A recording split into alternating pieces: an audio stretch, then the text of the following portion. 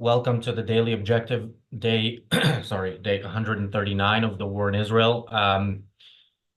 It's been a difficult few months, and the content on this channel has been difficult. I think this is potentially the most difficult episode we're going to do. So I want to give that warning to viewers that this is not going to make for easy viewing, but I think it is something you absolutely should watch if unless you know the details and you don't want them repeated, and you should also share. We're going to talk about the rapes, the sexual assault aspect of October 7th and how it ties into the Palestinian Way, as we called it in the title.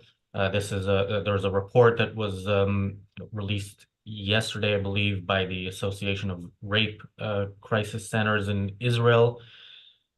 Um, I'm joined by James Valliant. Hey, James. I think we should probably start by reading some of this. So again, just bear in mind this is not going to be easy to hear, and I'm gonna read part of it, but we will have the report, the link to the report in the chat in the description. So So it says the report is the first official research since October 7th, consolidating evidence and proving or providing conclusions. The report clearly demonstrates that this is not a malfunction or isolated incident, but a clear operational strategy involving systematic, targeted sexual abuse. The report focuses on sexual and gender-based violence during the massacre of October 7th, 2023, and the war that ensued, serving as a primary testimonial foundation indicating widespread sexual crimes. Later on, there is there's some of the details. The report finds that the Hamas attack included brutal acts of violent rape, often involving threats with weapons specifically directed towards injured women. Many rape incidents occurred collectively, with collaboration among the perpetrating terrorists. In some cases, rape was conducted in front of an audience, such as partners, family, or friends, to increase the pain and humiliation for all present. Some Hamas members pursued victims who escaped the massacre, dragging them by their hair with screams. The majority of victims were subsequently killed during or after the sexual assault. Um, okay, let's pause there, and we will get back to some of that. James, your first thoughts. For almost 18 years, I was a criminal prosecutor. I was a public prosecutor in my county, and I handled many rape cases and many murder cases. And I have read thousands of forensic psychiatric reports. Obviously, in my career, I had never handled anything approaching the scale or scope of this, but it does give me a little context here. British and American audiences probably have all heard of Jack the Ripper, the infamous serial killer from the late 1800s, who in parts of London targeted prostitutes for mutilation murders. And obviously, that guy, he hasn't, I mean, there have been theories about his identification. We take comfort in the fact that it's one sick, twisted individual. And there is some comfort in that. But what we're looking at here on October 7th, thousands upon thousands of Hamas operatives and others swarmed into southern Israel to engage in one of the most horrific attacks, systematic, thousands. The report is, I mean, the just report makes it plain when you look at the details. This was an intentional, pre-planned, systematic design. The torture and sexual assault of both men and women and children and elderly was part of the plan all along. How do we know this? It happened at every site that was attacked, at the IDF watch posts, at the music festival, at all the kibbutzim that were attacked. They all involved the same systematic evidence we have here. And I have to give some details.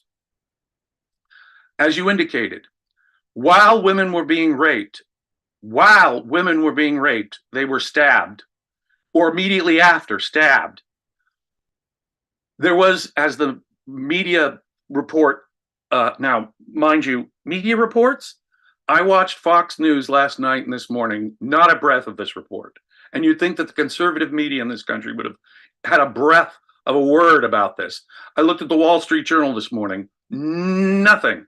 No, no, no. We had a sympathetic story about what's happening to the poor children in Gaza today. Nothing about this report. But back to what happened on October 7th. Knives were found inside the genitals of women, inside the anuses of people, other sharp objects and metal instruments. A live grenade was found inside one woman's vagina. People were mutilated as they were being raped. When I had said weeks earlier at the start of this that there were people who were raped to death, people didn't quite understand what I meant, because they said, well, rape is rape. You know, most rape victims survive. And do they shot? Well, yeah, sometimes they just shot them afterwards. But in some instances, and we had medical pathology reports from the doctors examining, of crushed pelvises, little girls with crushed pelvises and bones disjointed and dislocated in their legs. They were literally raped to death. There was a specific obsession, apparently, at all of these sites with genitals. Men's genitals were cut off, women's genitals, breasts were mutilated or cut off. Objects were found, as I say, jammed into the genitals and anuses of the victims. Still worse, they would use twist ties to tie the victims together and torture and sexually assault one or both of the person so that their partner or their friend could not escape or evade what was happening right against their very bodies before they would be raped and killed and tortured. These are some of the most horrific acts, but they are not done by a single Jack the Ripper, ladies and gentlemen. They were done by thousands of people that day, thousands of Hamas operatives and others. And it was cheered on the streets, and it was celebrated on the streets. And yes, Guterres, the head of the United Nations, said that October 7th did not happen in a vacuum. The important part of the vacuum that he left out is the fundamental cause, which is the Islamic culture today. Leonard Peikoff, in his book, The Ominous Parallels, said, "We dare not brush aside unexplained horrors such as the Nazis." And Ayn Rand even quoted that passage in her introduction to Dr. Peikoff's book. We today dare not, because it is happening now. It is still active. It's not like the Third Reich, which was destroyed 70, 80 years ago. This is the living, active culture of most Muslims today. That is the fundamental cause. That is what's pathological here. What we have is a Jack the Ripper, only on a cultural scale that involves millions upon millions of Muslims in this world today. If Lord Cameron, the British foreign minister, thinks that it's a question of these poor people being oppressed by Israel, apartheid in Israel, Israeli occupation, that's all nonsense. Absolute nonsense. The motive for this is their hatred of Jews and Israel and civilization. And the United Nations is, with our money, funding the propaganda that makes these people enjoy and relish it. Because of the final fact that I wanted to cover is perhaps the most disturbing. There was cheering, there was celebrating, as men were gang raping women. There was cheering, hooting, hollering, celebration, the equivalent of high-fiving as they're mutilating, dismembering people, even as they rape them. Partners were forced to watch their partner get raped and tortured and killed.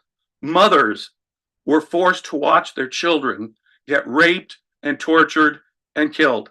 Can you imagine something more horrific? If it were an individual criminal, we would say, if it was the Manson family, we would say this is unspeakable. No, ladies and gentlemen, this is the essence of Palestinian culture.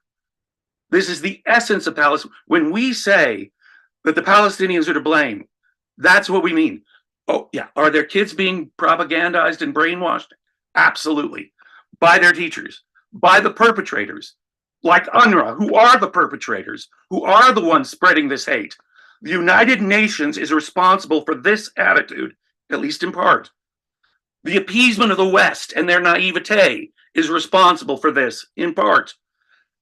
But of course, most fundamentally, it is the monsters who did this. And what is the cause? We as objectivists know the cause. Philosophy. It is the savage, mystical, collectivist, brutally, violently racist culture that is spawned by Islam today and is normal on the Muslim streets today. All these calls for a ceasefire, all these that started immediately, all of this support for Hamas. South Africa better take a hard look in the mirror as to what they are defending, calling Hamas has intentional, explicit genocidal intention. October 7th demonstrates that intention, and yet they have the temerity to use that kind of language in their international kangaroo court of injustice nonsense. Ladies and gentlemen, the pathology, a Jack the Ripper level sick pathology, is normal in the Muslim world today. It is the normal culture of Islam today that would celebrate this, that would ignore, to the extent they ignore it, it's evil enough. But to the extent that they understand and celebrate it and mouth justifications for it and blame Israel for it, is sick. We are, if we do not, in the West, face up to the Islamic culture and its now, it is not racism to criticize a culture or a religion. It is not racism. It is not, and all those cultural relatives out. It's not genetic. Arab Muslims do not have this built into their brains, this kind of hatred. No, it is the cause. The cause is philosophy, ladies and gentlemen. The philosophy that UNRWA, with your tax dollars, is teaching Palestinian children on the West Bank and Gaza. Ideas are behind all of this, but it was systematic, intentional. They enjoyed it as they were doing it. Thousands of Palestinians were engaged in this kind of behavior, enjoying it. Yeah, they have the pathology of a Jack the Ripper. Only we have millions upon millions of Jack the Rippers out there today. Yeah, and you mentioned Muslim culture. We know that here in the UK because we've had these gangs in certain places where there are large Muslim communities who, had this whole also systematic, gangs that would rape young girls in the UK. And in some cases, the police didn't want to deal with it because, again, they would be accused of racism. But yeah, the point about how specifically in Palestinian culture, this is important to make because even Israel itself, goes out of its way to say, look, we're fighting against Hamas, we're not fighting against the Palestinians. We go out of our way, as they absolutely do, to avoid so-called civilian casualties. So it is important to take a close look at that and remember that when Hamas didn't inform anybody of what they were planning, but when people heard that that parts of the fence were down, they marched into Israel. They participated in this. Those who didn't celebrated. One of the famous videos from that day is the video of them in a pickup truck with the body of Shani Luke, who was raped and murdered, and you see it's her dead, almost naked body, and you see people just abusing the body because so we need to enjoying it and enjoying and this is a dead body. And this is why it's important. This is why it's important for us to do an episode like this and go into the details and encourage people to go and watch the videos, because again, these people enjoyed it so much that they live streamed themselves on Facebook, they recorded it, they posted it online, they boasted about it, and again, that's those who did it, and those who didn't do it in Gaza were celebrating it. So there was a reason. If you do something, so for example, the Muslim rape gangs in the UK don't film what they do and boast about it because they would have a problem. Right, And United Kingdom. but in Gaza, you don't have a problem. You're celebrated for that. So this is it's important when we, yeah, as you mentioned, when we say the Palestinian Authority Palestinian people, pays bounties for these terrorists. They're on the pay. The Palestinian Authority has these yeah. Jack the Ripper twisted monsters on the payroll. Yeah, On the payroll. and that's by the way, as we discussed, it's supported by over 90% of the Palestinian population. So I mean, in a poll, And over 90% may I supported also the just say that the evidence is conclusive at this point.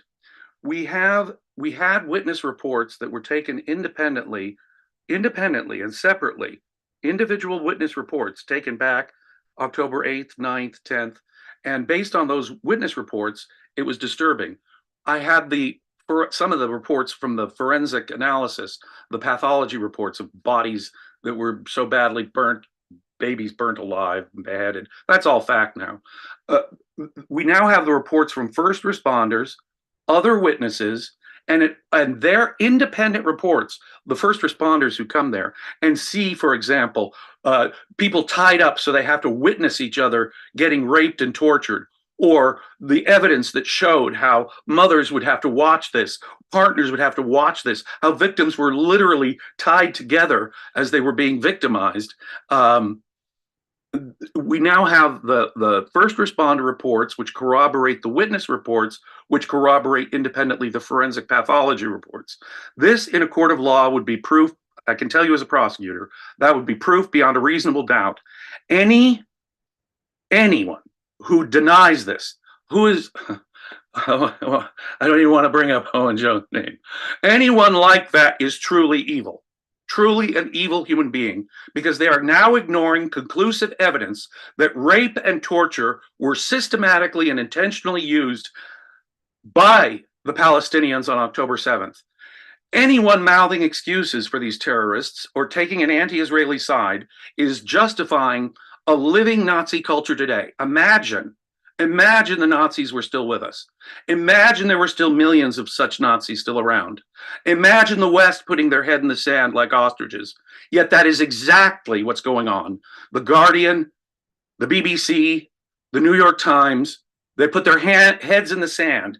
And rather than recognize the sick, twisted nature of millions of human beings, that's what they have to say. This is a sick culture. That's the enemy. That's the enemy, ladies and gentlemen. Until we can take on Islamic culture as it is today, the Islamists, like I say, any culture that would kill people over a picture of the Prophet, get homicidally about, is a sick culture. But now you can really see it. The thousands of perpetrators of October 7th, thousands of them were celebrating. I don't mean to be graphic, but to know that they were enjoying this, we have semen residue, multiple semen residue on multiple victims, elderly torture and rape victims. These people enjoyed it. These people got sick pleasure from it. These people are probably beyond the help of any psychotherapy. They're so twisted. But that is what their culture has done to them. And that is the enemy.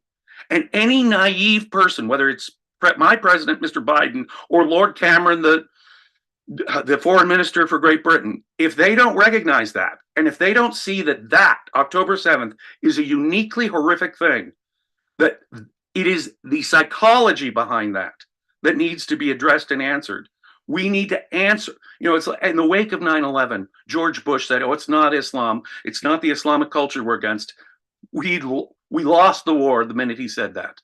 Yeah, And I mean, he said Islam is a religion of peace, and we've been experiencing more and more of that peace since 9/11 because of the West's weak response. But again, it's also it's very much on Israel because Israel needs to if it wants international support, and I think it does too much in that in that arena. I think it should just focus on the war, and then the right people would support Israel. But yeah, Israel is talking about, again, it's talking about Hamas. It's not talking about the Palestinian people being the enemy. And because this is a culture that from which the terrorists came from which the support for the terrorists came, it's it's important to remind people of that. I just want to bring up one more thing, which is in recent days, I think also yesterday in Israel, there was a report about Yahya Sinwar, the leader of Hamas in Gaza, and his brother Muhammad Sinwar, and their actual personal history of raping children, which is also a very a thing that happens in Muslim communities, and of course raping children among Palestinians. So this is very much a part of a culture, and this is a culture that Well, it's still if the going West on. is going to survive, and the entire West, not just Israel, if the The West is going to survive, hostages, this culture needs hostages, to be defeated. oh, defeated and defeated ideologically, sir. And that needs to be taken on in that way. When the hostages were taken, and when we first came to air back in early October, Razi, you and I, people thought we were pretty cold to the hostages out there. But I was saying things like, well, you know, the unspeakable hell that they're probably going through. Well, we have that confirmed now. We now know about continuous sexual assault going on among the hostages that were taken. That is another fact. I would urge, as a former prosecutor, I know that sexual crimes are the least likely to be reported for various reasons. That is especially true in time of war. But these facts need to be made known. These facts need to be all over Western media. We need to understand just how sick and twisted. I mean, think about it. Jack the Ripper. There are thousands of Jack the Rippers who perpetrated October 7th.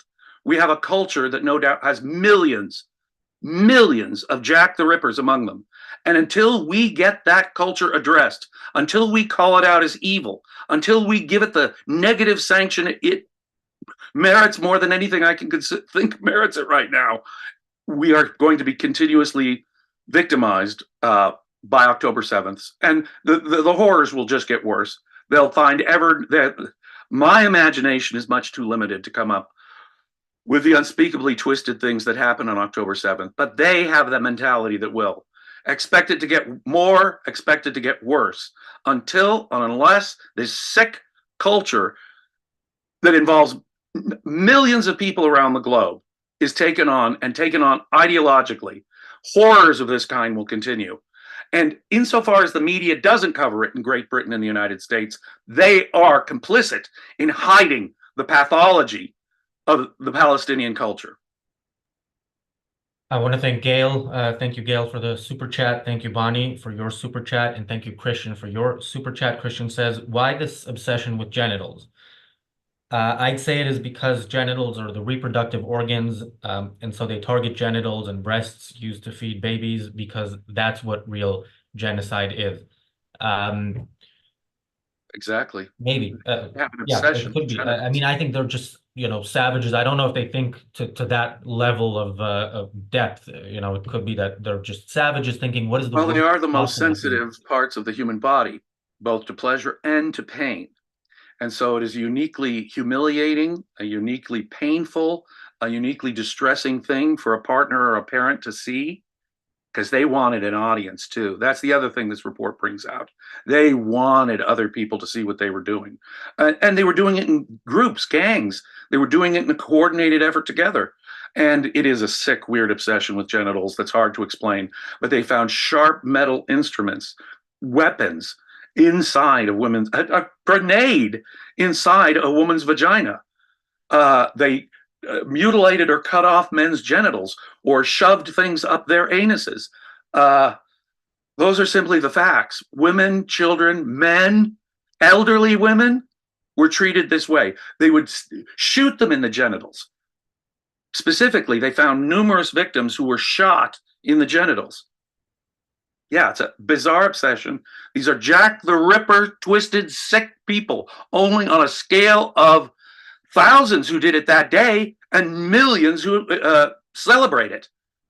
Yeah, and I think just to wrap up, I think it's you mentioned this, and it's important to mention the people in the West who are calling for a ceasefire or calling for people to get away with this, and are calling for people to actually be allowed to do this again because they've made a commitment and they are telling the truth. I absolutely believe them when they say they will do October 7th again and again and again until Israel is annihilated. So ceasefire is a nice sounding word, and do not let people get away with it. When they say ceasefire now, they say more rape, more murder of Jews until there is nobody left to murder and rape. If somebody asked in the chat, is this a pro-Gaza video? Yes, it is a pro-Gaza video. We want Gaza to be not what it is, but to be something that is, human friendly. Every picture that they use to get our sympathy about Palestinian civilians in Gaza, think about it. It's Hamas's fault. It is Hamas. They use their hospitals. They use their schools. We've said it before. They use their own babies as shields. But consider what they did on October 7th. These people do not care about human life. They are happy to martyr themselves in this cause. No, it is all the fault of Hamas. It's all the fault of these terrorists. It has every single Palestinian baby is the result of this sadistic culture that necessitates this. But I'm afraid the West doesn't have the moral clarity or backbone to do what it takes to truly annihilate this entire culture. That is what must happen, ladies and gentlemen, or we are appeasing and encouraging more rape, torture, and brutal mutilating of dead bodies, etc., again and again and again, just as Hamas leadership has promised will happen. Yeah. So for this to end, they do need to be defeated, but they won't be, as we will be discussing on the reality show, because the people who need to defeat them, Israel, aren't willing to do what's needed. I want to thank Jonathan for the super chat.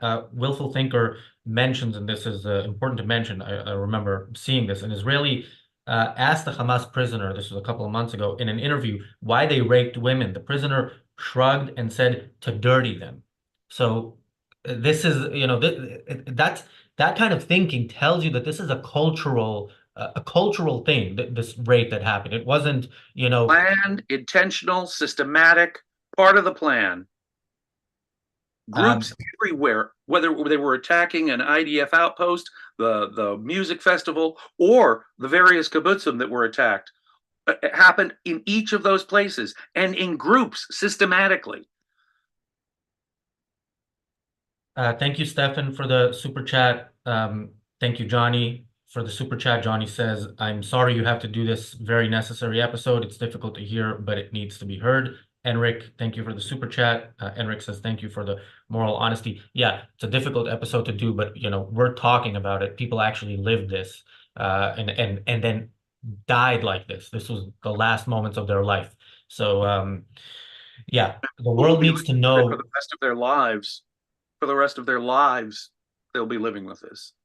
And the world needs to know, and needs to know the details, needs to know well how what Palestinian culture is and who the Palestinian people are, and we will keep keep telling the world and whoever will listen, and we hope you see value in this episode, as difficult as it is, and consider sharing it. Thank you, James, for joining me. We will the reality show will start in a couple of minutes, and we will be back with the daily objective tomorrow. Thanks.